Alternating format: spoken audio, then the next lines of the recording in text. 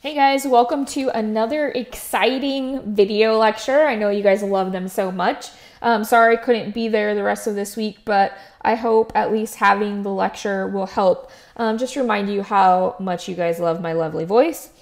So this one is going to be about the role of industrial, academic, and government institutions in developing new biotechnology products and processes in the health sciences industry. So at the end of the school year, you guys are going to be presenting a project or a plan for creating a new biotech product, so glow-in-the-dark soda. And so this will kind of go over some of those regulatory things that you need to know. Today's lecture and also Thursday's lecture.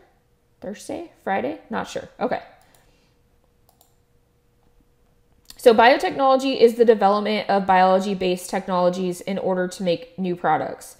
The two biggest sectors of biotech are health science and food or agriculture. Biotechnology has been around for thousands of years, as we know, with people using microorganisms to make useful food products.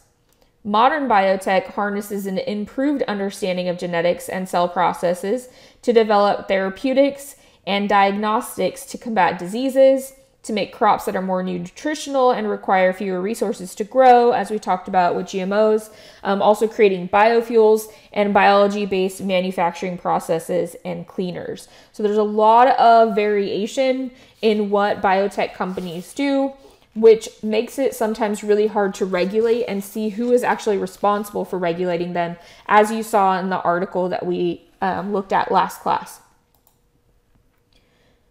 With the world's largest scientific research base and long-standing government support for biomedical and other biotechnology research and development, the U.S. is the world leader in the development and commercialization of biotechnology.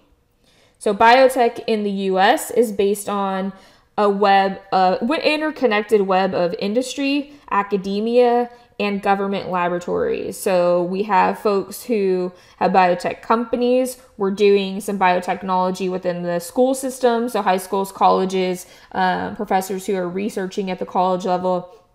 And also the government has labs that are also creating biotech products. Industry comprises two components. So within those biotech companies, you have companies that are for-profit companies and also some that are non-profit institutions.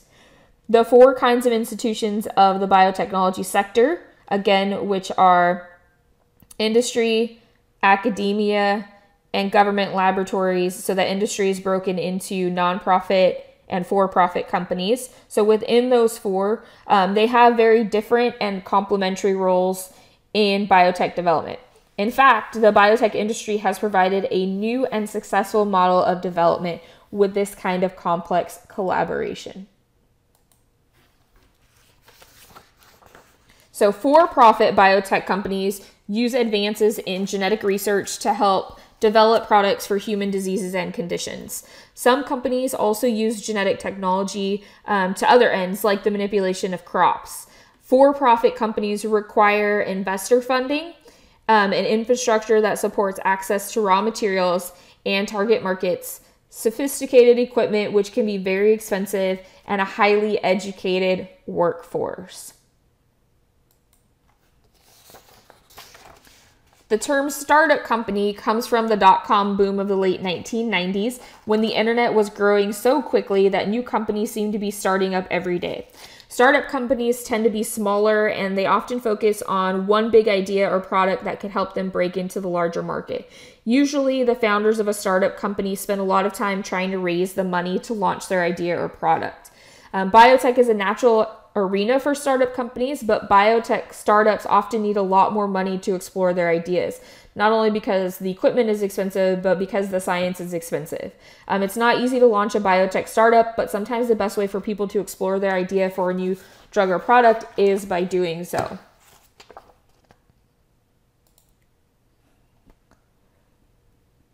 So besides conducting basic research, nonprofit institutions carry out much needed research in biotech that may not appeal to profit-driven companies. For example, developing drugs to treat rare diseases and address global health needs. So there's not a lot of money in that, especially if it's a rare disease, but it's providing a service for the people. They also bridge gaps between university and for-profit companies that enables advances in biotech without the pressure of making a profit. When promising discoveries are made, a nonprofit institution can license a discovery to a for-profit company for further development. So it's like, hey, I stumbled across this really good idea, but we need more funding, we need investors, and so I'm going to hand it over to you so that you can keep going and keep researching. Conflicts of interest may arise. So conflict of interest is when a researcher or other employee stands to gain personally from the relationship between the nonprofit and the for-profit. Policies must be in place to ensure that research results are not biased by the goal of personal financial gain. So you want to make sure that if you are a nonprofit and you're turning over this product to a for-profit company, that it's not someone you're related to, it's not someone that you know very closely, it's not someone that you are going to gain or get a cut from if they do make money off of your discovery. Professors at academic institutions have specific areas of expertise, and they seek government funding to carry out their research in those areas. So work includes the development of recombinant DNA techniques and DNA mapping and sequencing, cell and tissue culture and engineering, protein sequencing and engineering, and research into the areas of subcellular processes, molecular biology, immunology, virology, and pharmacology are examples of things that would be studied in academic institutions. The goals of a university researcher and a biotechnology company researcher differ because in academic research, potential applications are not always the main consideration. So sometimes we're just trying to find out like how something works, not trying to make money by doing that. However, basic research discoveries can lead to application in ways that no one can predict. So like recombinant DNA, for example, required the application of a series of unrelated discoveries and experiments. And it was used to, we don't only understand how viruses have these restriction enzymes and how they work, but we use that to create therapeutic medications for profit. So the government has broad powers and huge resources that enable it to tackle problems on a scale that is not possible in industry or academia. So two examples of government centers are the Frederick National Laboratory, which is a federally funded research and development center. They will investigate and collaborate with other government agencies, academic institutions, life science companies, and nonprofit research organizations to help develop the next generation of tests and treatment that will benefit those affected by cancer and by AIDS.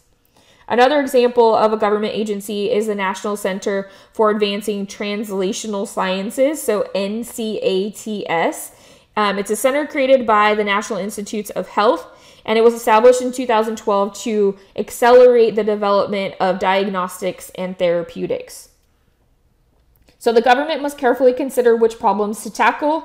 Although the result of government center work may often help companies develop new products, the government's main consideration is significant problems or research goals that cannot be addressed by existing structures and resources in either industry or academia.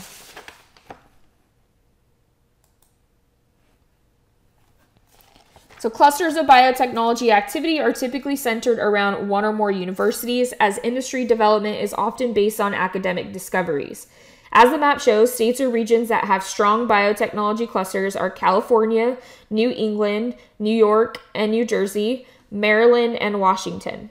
Other states that have clusters of biotech activity are North Carolina, Pennsylvania, Illinois, and Ohio.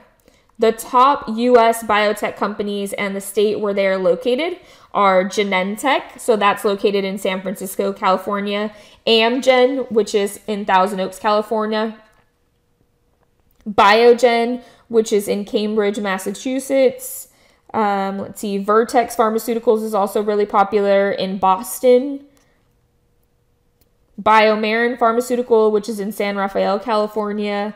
Onyx Pharmaceuticals in San Francisco, California. So you can see that a lot of these are centralized in like what we think of as like Silicon Valley or in California, Northern California. The map also includes the Frederick National Laboratory for Cancer Research that's in Maryland, and it's the largest entity of the NCI at Frederick. Again, which is government owned. So I hope you have a little bit of an introduction to biotech companies and the different types. So remember, there are four: for-profit, nonprofit, academic, and government agencies. I will see you again on Thursday, Friday. Who knows what today is? We'll see. All right. Thanks for listening.